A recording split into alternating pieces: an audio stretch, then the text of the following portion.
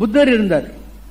அவர் காட்டுக்குள்ள போற போது எல்லாரும் சொன்னாங்க, புத்தரே நீங்க போகாதீங்க, அங்க பயங்கரமான கொள்ளக்காரன் ஒருத்தர் இருக்கான், அவன் பேர் அங்குலி மாலன். அவன் யார் போனாலையும் அவங்க கிட்ட இருக்கிற நகையெல்லாம் பிடிக்கிட்டு அவங்க கட்டவரில் எழுதி கழுத்துல ருத்ராட்சர மாலை மாதிரி போட்டுக்குவோம். அங்குலின்னா இது கட்டவரில் மாலையா போட்டிருப்பான், அதான் அங்குலி மாலன், மாலை தரித்தவன். புத்தர் சொல்றார், ஒரு டாக்டருக்கு பேஷண்ட் தானே வேணும், எனக்கு அந்த மாதிரி ஆள் தான் வேணும், நல்லவங்களை பத்தி எனக்கு என்னன்னு போறாரு. அவன் வாசாமியார ரொம்ப நாள் ஆச்சு நான் பார்த்து அப்படின்னு சொல்றான்.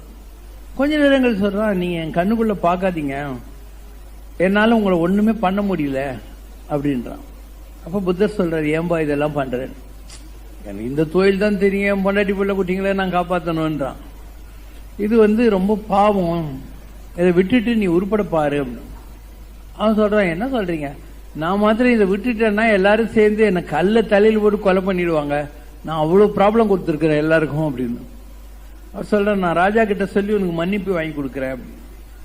முடிஞ்சா பாருங்க, ராஜாவாவது என்ன மன்னிக்கிறதாவதுன்னா. அவனையும் கூட்டுன்னு மகத ராஜ்யன் பிம்பசாரன் கிட்ட போறார் புத்தர். நீ ஒழிஞ்சுக்கோன்றார்.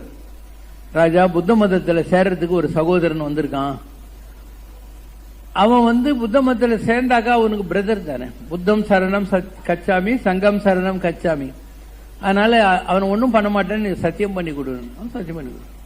அப்ப கூப்பிடுறாரு, அங்குலிமாலா வான்னு. அவன் கத்தி எடுக்கிறான் வெட்டுறதுக்கு. இப்பதானப்பா சத்தியம் பண்ணி கொடுத்தா அவன் ஒன்னும் பண்ண மாட்டேன்னு சொல்லிட்டு அப்படின்னு ஒரே கைத்துல போட்டான். அதுக்கப்புறம் புத்தர் அவனுக்கு ஒரு மொட்டை போடுறாரு. அங்குலிமாலனுக்கு ஒரு காய் வஸ்திரம் கொடுத்துட்டு அவர் பிச்சை எடுக்க போற இடத்துக்கெல்லாம் இவனையும் கூட்டுன்னு போறாரு. ஊரு பூரா நியூஸ் ஆகி போகுது, அங்குலிமாலன் திருந்திட்டான், புத்தர் கூட போய் சாமி ஆகிவிட்டான் அப்படின்னு. கொஞ்ச நாள் ஆயிடுது.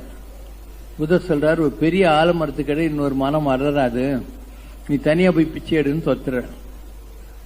அவன் தனியா வந்துட்டான், திருப்பி அடிக்க மாட்டான்னு தெரிஞ்ச போது எல்லாரும் அவனை கல் எடுத்து அடிப்பாங்க. பழைய கோவம், எங்க மாமனை கொண்டு அண்ணனை கொண்டு தம்பி கொண்டுன்னு சொல்லிட்டு உடம்பு பூரா ரத்தம் வஞ்சின்னு புத்தர்கிட்ட அழுவான். நான் ருஸ்தம் மாதிரி இருந்தேன், உன் பேச்சை கேட்டு பாரிப்பா அடி வாங்கின்னு ரத்தம் வாங்கி நின்று இருக்கிறேன்னு. புத்தர் சொன்னாரு, நீ ஒன் சைடு தானே பாக்குற, இதுக்கு முன்னால நீ எவ்வளவு பேருக்கு கட்ட விரல வெட்டி கஷ்டம் கொடுத்திருக்க, அவ்வளவு கஷ்டத்தை நீ அனுபவிச்சாதான் என்னால் உனக்கு மோட்சமே கொடுக்க முடியும். நீ எத்தனை பேருக்கு கஷ்டம் கொடுத்தியோ அவ்வளவு கஷ்டத்தை நீ அனுபவிச்சே ஆகணும், அப்பதான் என்னால் உனக்கு விடுதலை கொடுக்க முடியும் அப்படின்னு சொல்லுவார். இதுதான் புத்த ஜாதகத்தில் வர்ற ஒரு ரியல் இன்சிடென்ட்.